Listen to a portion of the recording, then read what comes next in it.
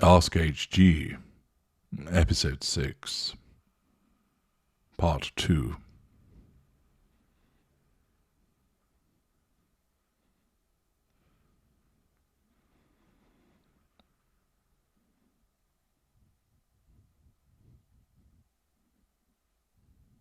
Hello, I'm HG Tudor, and I answer the questions that you pose, both in terms of providing you with the informative information about narcissism and a little irreverent responses where they're deserved.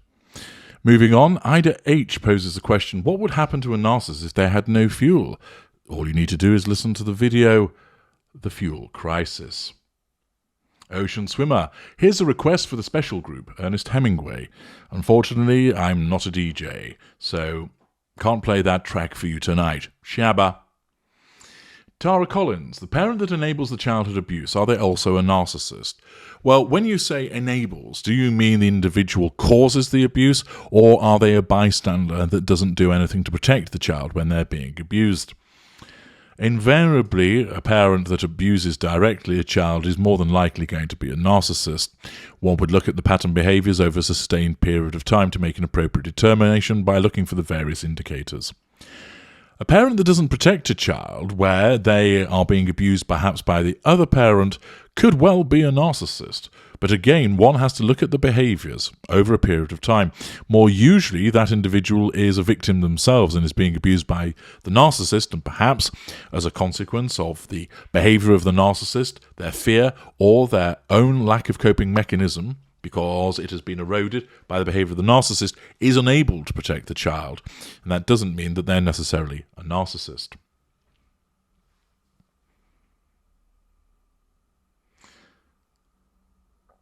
DR tells us that Bridget and Bucks are so much better than the Netflix adaptation. The adaptation does not stay true to the books. I think you've got the wrong channel, but there we are. Mariana Segway informs me that there's a lady who translated to Spanish all of my content on Harry's wife and shares her own analysis. She literally repeats your content as her own. Well, she's a very naughty individual and didn't seek permission from HG to do so. Where you come across my work being utilised by other people, do let me know, as I will ensure that either they then seek permission, there's a suitable arrangement entered into, or I take their legs from beneath them. Lefebvre Morel asks, the narcissists have really friends? No. We have people that would consider that they have a friendship with us, and indeed many of those people may actually be treated very well by the narcissist because they don't see enough of us to threaten our sense of control, their fuel does not become stale, and also because they're a valuable part of the facade, so the narcissism dictates that they're treated well. But it's not a genuine friendship, because the friendship is there purely to serve our purposes. We don't like those people just for the sake of liking them. Our narcissism dictates that we like them because they're excellent providers towards the prime aims. Puss and Big Black Boots. Hello HG, I find your nicknames for middle range A and middle range B men narcissists hilarious. Perhaps you could enlighten us with a few of the female ones. Well, they're simply the same in a way that the female middle range A is this overwhelming angel that believes that they're there to help everybody and they're a helicoptering interference. And middle range type B, they're a crybaby like the male. So the names are just as applicable. Stephen Pospahala asks, please explain Jam Tomorrow. I feel like the video How Badly Did You Win the Narcissist talks about it. Jam Tomorrow is essentially the concept of where you harness my abilities and techniques to manipulate the narcissist into a dizzying mess by essentially promising them jam tomorrow. The issue with this is that essentially I need to be in contact with you repeatedly through a sustained period, and that means it's extremely expensive for people to do. But quite simply, I am there, wired for sound and vision, seeing what you see, hearing what you see, so that I can tell you what to do and what to say in the immediacy to get one over on the narcissist. And I do so in a method whereby so much is promised to the narcissist that they are simply begging for it, but they never get it, and it causes them to crumble and explode. It's very effective, but the difficulty is that many people, of course, could not afford the cost involved in such a detailed application of my skill and time. Rid asks, tell us your favourite song. Is it Creep by Radiohead, or is this too emotional? No, and stop projecting. Tom Muggeridge asks, is Vladimir Putin a narcissist? The Ronald Baxter replies, does the Pope shit in the woods? I think you mean, Ronald, is the Pope Catholic and do bears shit in the woods? But to answer Tom's question, is Vladimir Putin a narcissist? He is the same as me, a narcissistic psychopath. Not ultra, but he is a narcissistic psychopath. And therefore, you can understand a lot more about why he behaves as he does. Caitlin Davies asks, would you do an update on Prince Andrew, especially regards his failure to assist the FBI? I'm fascinated by Andrew. He reminds me of an ex-boyfriend, though he was far more intelligent than an extremely dim-witted Andrew. Well, in the circumstances, it's your lucky day, because there have been repeated updates about Prince Andrew. Just look for the playlist. Licky Fund. HG, how are you able to get primary and secondary sources of supply, not supply fuel, who are not utterly stupid, maybe deaf ones? Very easily. The hunting grounds that I operate in, I don't harness dumb fucks. SS, how credible do you find the book? We need to talk about Kevin if you've read it. I haven't read it, therefore I'm not in a position to comment upon its credibility. CNEI Happy. Why does my mid-range husband of 23 years keep telling me we are opposite? Why don't you admit that? Well, he's doing so to provoke you. He's suggesting that you have nothing in common. Perhaps at the beginning of the relationship, when he was mirroring you, he said that you fitted together perfectly, that he loved all the things that you like, and so forth. Whereas now, because you're in a period of sustained devaluation, he says, we're opposite, and to suggest that you don't have that connection any longer. It's done to upset you, it's done to provoke you, it's done to force fuel from you, and to assert control over you. Velvet Paws. HG, now heard both you and Ricky Gervais make veiled derisive references to James Corden. Well, I don't think mine was particularly veiled, was it? Because every time I mention his name, James Corden, arsehole, I say that. And of course, I've given the twat a utter good roasting since you first posed this question, which you'll find in the HG roast section. I've never thought of Gervais as a narc. You're right, he's not. Is Corden an odious narcissist? Yes, he is. Midnight Dew. Hello. Is there any possibility a narcissist would be touched by very good music and even having goosebumps to the point that he cries? No, but his narcissism could cause him to feign such a reaction that he feels so moved by it that he cries in order to triangulate you with that music for the purposes of the assertion of control and drawing fuel. Chris Mitchell, please can you do a video on the former and disgraced Welsh and United captain Ryan Giggs? No, he plays for Manchester, or rather he played for Manchester United. I am not going to waste my time doing a video about a Manchester United player.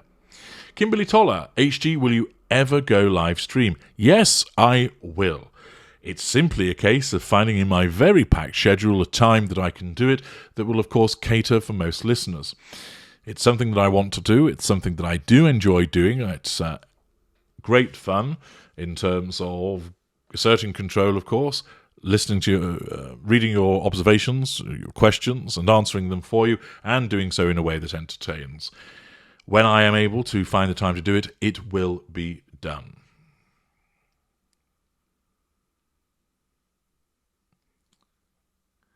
Hi HG, Franny Fan asks, apologies if I'm asking about something you've covered before, but could you explain about the narcissist and withholding of information, please? Well, as I told you the first time, Franny Fan, I could tell you, but then again I may choose to keep hold of that information.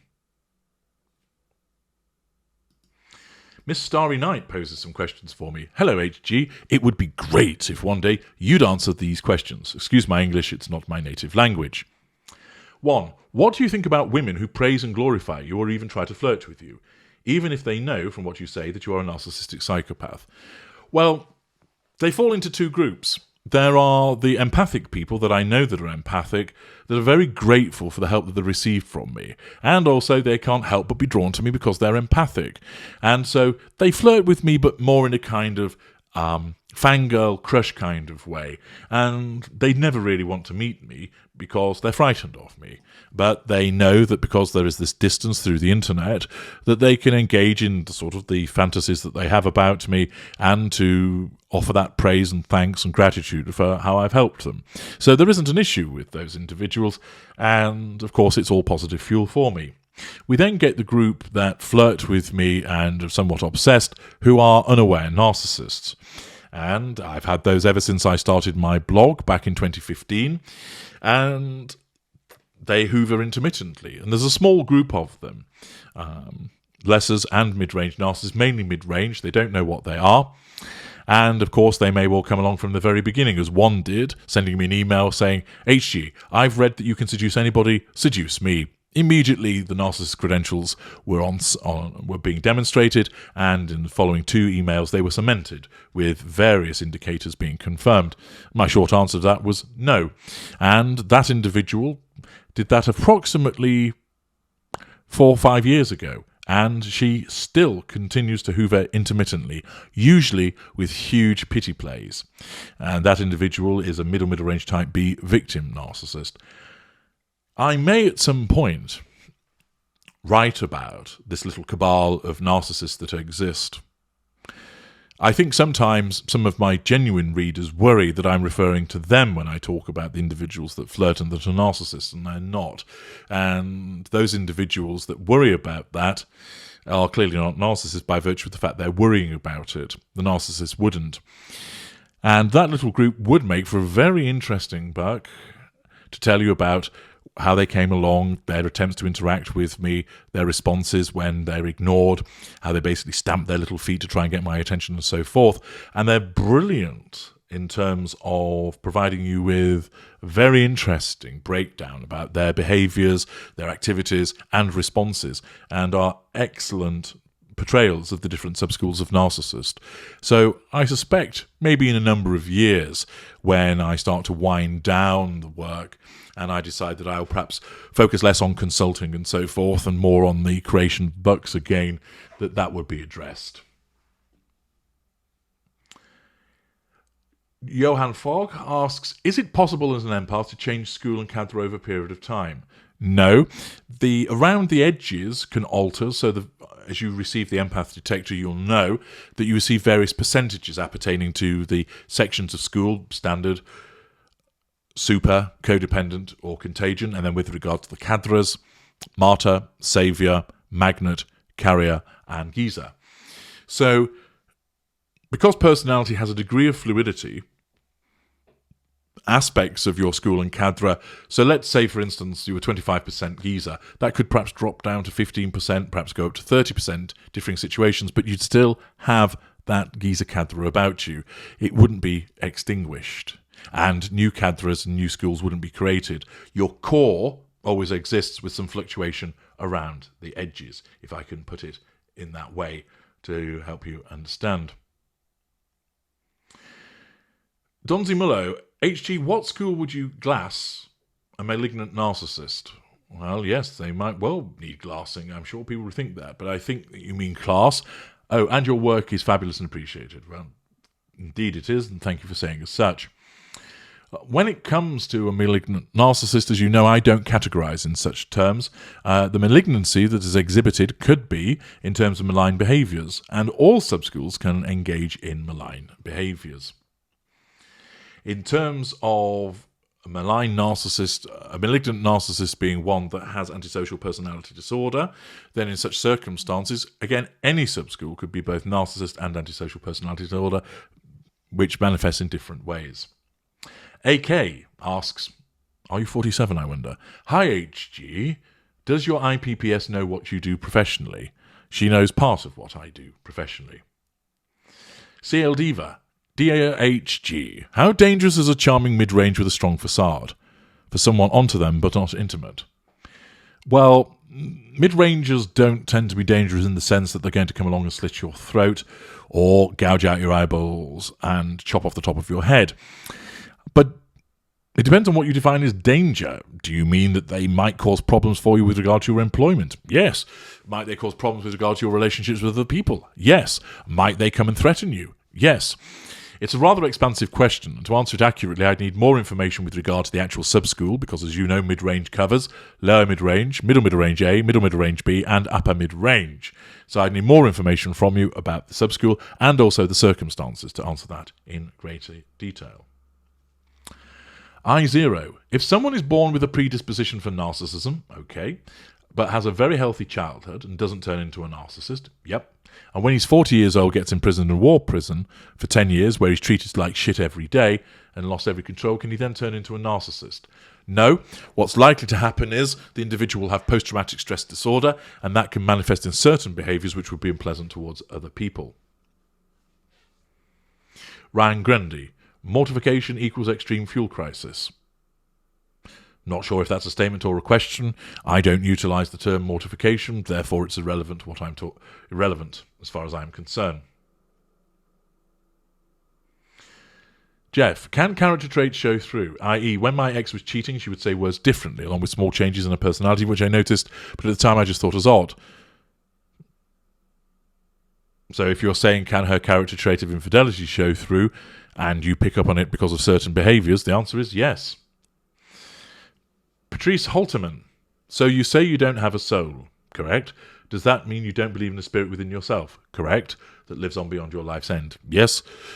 When the gorgeous HG, when his physical form dies, that's it. Game over. That's it. Worm food. Sheena D. Do you have a tool to measure the level of one's emotional thinking? I do. And the mechanism really is to consult with me so that I can talk to you, listen to you talk about the interaction, where you're at, your views on certain things, what it is you're doing, what you want to achieve, and I can gauge your emotional thinking from that. There isn't a sort of standalone tool that you can use to gauge your own emotional thinking. The best thing is to speak to me. The reason being is if you do it yourself, your own emotional thinking will cloud the outcome because you won't answer it in the way that's appropriate. It needs to be done by me, the external dispassionate observer, unaffected by emotional thinking, that looks at all of that, listens to you, and then forms a view. Leton Sinovi, can you determine if I am a narcissist rather than another person? Yes, I can. Rebecca Shrimpton, how many intimate partner secondary sources do you currently have, and roughly how often do you hoover interact with them? There are numerous intimate partner secondary sources that I have, and in terms of interaction with them, it varies. It really does. Roughly how often, it's difficult to say because I travel a lot. So it might be a case that a period of travelling, that I might be in contact with them repeatedly over the course of a few days and then don't have any involvement with them. In other instances, it might be that I pop them on the shelf and have nothing more to do with them. These are, of course, intimate partner secondary sources that have arisen in the past. My interactions with them are not of an intimate nature at the current time. Entertainment TV. Hi, HG, just call me SJ. No, I'll call you Entertainment TV. You don't tell me what to call you. You just either, if you want to be known as SJ, put that in your fucking handle. It's a little bit like Paul Ince coming along to Manchester United and saying, you can call me the governor. No, I don't think we will. Phoenix Gem. Hello, HG. I'm a bit behind on my viewing, but I must say I thoroughly enjoyed the spew on the mid-ranges, but I didn't wee in my pants. Well, I'm pleased you didn't wee in your pants. It would probably be smelling by now, so that's good news. Hi, HG. I really need, and this is Kaz, I really need some of your feedback on narcissism, substance abuse, i.e. drugs, alcohol addiction. Please, can you do a video? Yes, I already have done. It's called Cheers, the Alcohol, the Narcissist, and Alcohol. Hello, HG. It's JJSS again. Is the sustained devaluation exclusive to the IPPS and the non-intimate partner primary source? Sustained devaluation is only meted out against primary sources, meaning non-intimate partner primary source, and more usually the intimate partner primary source. That is correct. Well, that's a useful time to come to a conclusion of part 2. Join me in part 3.